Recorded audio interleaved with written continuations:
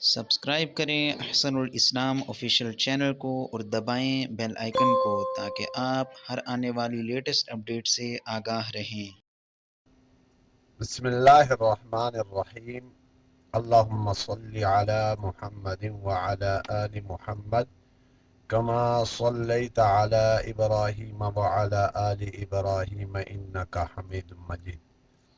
ناظرین، جیسے کہ تجوید کے قواعد کے ساتھ نوران قاعدہ پہلی تختی مکمل ہو گئی تھی اور اس کے ضروری قواعد آپ کے سامنے چل رہے ہیں۔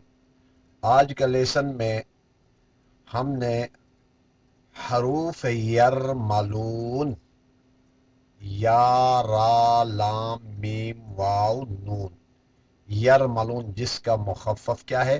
یرملون۔ یرملون حروف وہ ہیں لام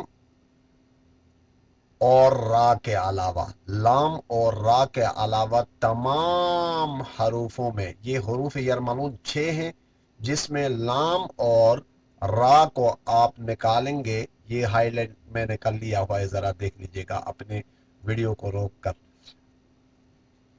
یا نیچے ہے، یا را یہ ہائی لائٹ کر لیا ہوا ہے،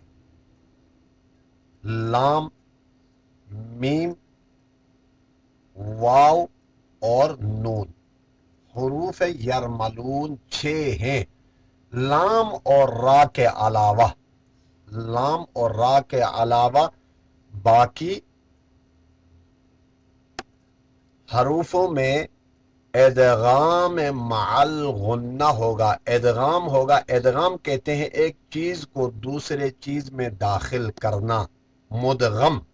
جس چیز پر ڈالا جاتا ہے اس کو مدغم فی کہتے ہیں، یعنی ایک چیز کو دوسرے کے اندر ڈالنا، یعنی ادغام کہا جاتا ہے۔ ادغام مع الغنہ، غنے کے ساتھ ادغام ہوگا، ادغام، ادغام، ادغام نہیں، ادغام، یعنی ایک چیز کو دوسرے چیز میں داخل کرنا۔ جیسے کہ آپ نے قرآن کریم میں آپ نے دیکھ لیا ہوگا، من کی جگہ میں اوپر نون کے اوپر چھوٹی میم ہوتی ہے۔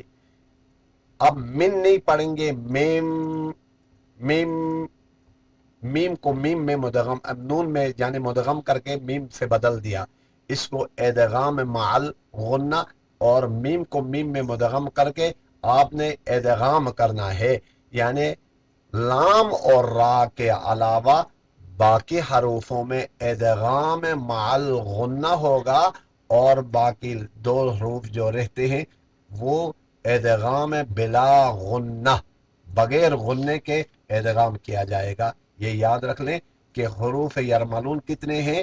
6 ہیں، جس میں لام اور را کے علاوہ باقی حروفوں میں ادغام مع الغنہ، غنے کے ساتھ ادغام کیا جائے گا۔